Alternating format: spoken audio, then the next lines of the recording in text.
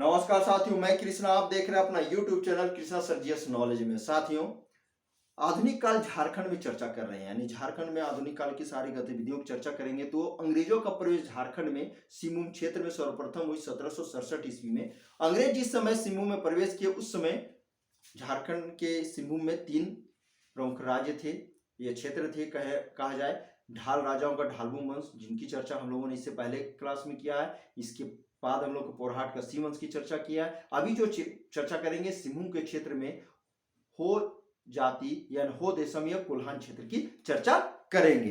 तो साथियों, यहां देखेंगे हो लोगों का निवास स्थान या सिंहभूम का भाग हो देशम या हो जाति का देश कोल्हान, अर्थात इसे कोल स्थान के नाम से जाना जाता था। इन हो जनजातियों के देशों, हो जनजातियों के लोगों के रहने का स्थान को। यही नहीं, इन क्षेत्रों पर आप देखेंगे मुगलों या मराठों का कभी अधिकार नहीं रहा। अब पोरहाट के सिंहवंशी राजाओं का इन पर प्रभाव अवश्य था, लेकिन उनकी स्थिति एक समकक्ष या समानता के बराबर थी।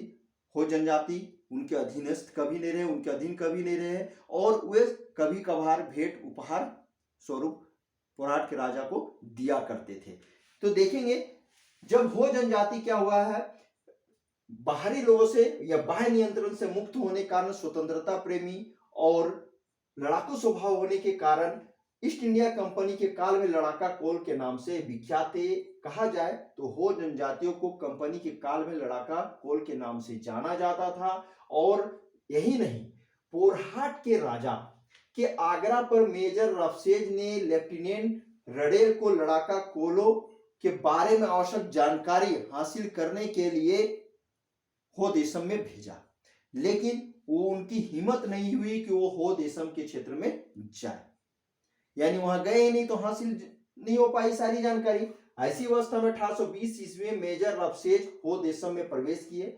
चैबासा के निकट रोरो नदी, देखिए एग्जाम में यह चीज पूछा हुआ है, चैबासा के निकट रोरो नदी के तट पर अंग्रेजों और हो जनजातियों के बीच भीषण लड़ाई हुई। इस लड़ाई में अंग्रेज विजयी हुए और हो जनजातियों की उन्होंने दमन किया। दमन करने के बाद आप देखेंगे उत्तरी कोल्हान क्षेत्र, यानी उत्तरी भाग के जो कोल्हान क्षेत्र थे, वहां के जनजातियों को पोरहाट के राजा को कर देने के लिए अंग्रेज तैयार कर लिए, लेकिन दक्षिणी भाग के कोल्हान क्षेत्र के हो जनजातियों ने अंग्रेजों का विरोध करना जारी रखा, चारों तरफ उपद्रव मचाए रखे।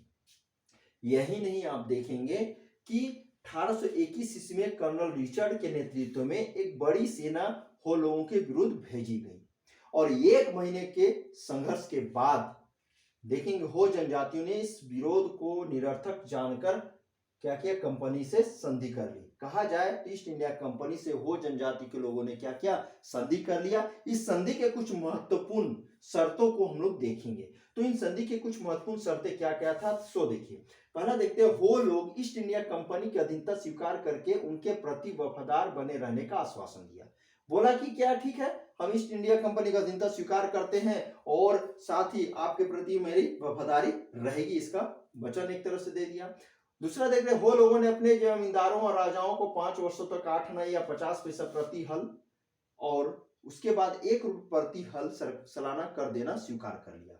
यहाँ पे क्या बोला जा रहा है, वो लोग जो जनजाति थे वो जमींदारों राजाओं को 5 वर्षों तक यानी 5 इयर्स लगातार 8 आना या 50 पैसा प्रति हल कर देने की बात हुई। और यही नहीं, ये सालाना था, और बाद में तो 1 रुपये प्रति हल सालाना कर देने के बाद इन्होंने स्वीकार कर लिया। यही नहीं, तीसरे नंबर में देखिए, हो लोगों ने कोल्हान के मार्गों को यात्रियों के लिए खोलने और उनसे सुरक्षित रखने का वचन भी दिया। बोला कि इस क्षेत्र में वह यात्री जितने जाएंगे उनके सभी के लिए जा सकते हैं और उनकी सुरक्षा का भार हम लोग रखेंगे, यानी सुरक्षा का ध्यान रखेंगे। चौथा देख रहे, हो लोगों ने सभी जातियों को अपने गांव में बसने और अपने बच्चों को हिंदी और उड़िया भाषा में पढ़ाने के लिए वचन भी दिया।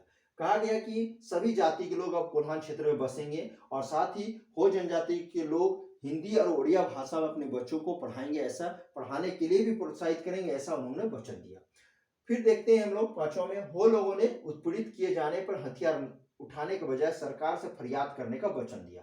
कहा जाए कि अगर हो जनजाति के लोग को कोई उत्पीड़न कर रहा है, उनसे सता रहा है, तो हो जनजाति के लोग हथियार नहीं उठाएंगे, बल्कि अपनी सुरक्षा के लिए किससे याचना करेंगे, फरियाद करेंगे, सरकार से, यानी ईस्ट इंडिया कंपनी से। तो विद्रोह का स्वरूप सारा चल ही रहा था। उसी समय 1831-32 में कोल विद्रोह हुआ। कोल विद्रोह में हो जनजातियों ने मौका को तलाश देखा और हो जनजातियों ने कोल विद्रोह के समय सक्रिय रूप से भाग लिया। अब भयावह के रूप था। इस स्थिति को देखते हुए देखेंगे 1836 में दक्षिण पश्चिमी सीमांत एजेंसी के गवर्नर जनरल के एजेंट मेजर टी.एस. विल्किंसन की सलाह पर कर्नल रिचर्ड के नेतृत्व में एक सेना कोल्हान के क्षेत्र में भेज दिया गया। यानी कि मेजर देख रहे हैं हम लोग, टी.एस. विल्किंसन ने सलाह दिया कि कोल्हान क्षेत्र में एक सेना भेजा जाए। तो कर्नल रिचर्ड के नेतृत्व में एक सेना भेजा गया। इन सेना से देखेंगे हो जनजातियों का संघर्ष हुआ। 4 महीने तक लगातार संघर्ष हुआ, लड़ाइयां चली। अंततः 1837 ईस्वी में हो लोगों ने ईस्ट इंडिया कंपनी के सामने आत्मसमर्पण कर दिया और सीधे सालाना कर पोरहाट के राजा, या कहा जाए पोरहाट के राजा को ना देकर डायरेक्ट किन्हें देना के बात कही, अंग्रेजों को। यानी हो जनजातियों ने डायरेक्ट सालाना कर ईस्ट इंडिया कंपनी को देना स्वीकार कर लिया। इस तरह देखेंगे अंग्रेजों ने पोरहाट, सरायकेला और खरसवां के शासकों से 23 पीर और मयूरभंज उड़ीसा से 4 पीरों को लेकर कोलों के लिए एक अलग अंचल कोल्हान नाम से एक नई प्रशासनिक इकाई का गठन 1837 ईस्वी में किया और जिसका मुख्यालय या हेड ऑफिस चाईबासा को रखा गया। अब यहां देखेंगे पोरहाट, सरायकेला, खरसवां के शासकों 23 पीर, 7 से 12 पीरों का एक गांव होता था। तो ये 23 पीर यहां से लिए और मयूरभंज उड़ीसा से 4 लिए। इनसे मिलाकर एक प्रशासनिक इकाई गठन किया गया जो कोल्हान क्षेत्र में रहा और उसका नेतृत्व एक अंग्रेज अधिकारी के अधीन रखा गया। यानी कि उसका सारा संचालन कौन करेंगे, देखभाल कौन करेंगे, तो एक अंग्रेज अफसर करेंगे और इसका हेड ऑफिस कहाँ होगा, चाईबासा होगा। तो 1837 ईस्वी में देखेंगे अंग्रेजों ने कोल्हान क्षेत्र पर पूरी तरह से नियंत्रण स्थापित कर लिया। इस तरह अंग्रेजों को 70 साल अर्थात 7 दशक तक सिंहभूम के क्षेत्रों पर अधिकार करने में लग गया। तो साथियों, यह वीडियो आप तक पहुंचाने का मेरा एक प्रयास रहा है और इस वीडियो को आप बार बार देखें, लाइक कीजिए, इस वीडियो को शेयर कीजिए, कमेंट भी जरूर कीजिएगा और सब्सक्राइब अवश्य कीजिएगा। सब्सक्राइब करेंगे तो आपके एग्जाम के लिए जो यहाँ इतनी मेहनत करके तैयारी करके आपको बनाया गया, आपको दिया गया है, यह कंटेंट आपके लिए लाभदायक होगी। और साथियों, ज्योग्राफी की क्लास मैं शुरू करूंगा तो नए डाटा के साथ ही शुरू करूंगा, इसके लिए आप चिंता नहीं करें। नमस्कार।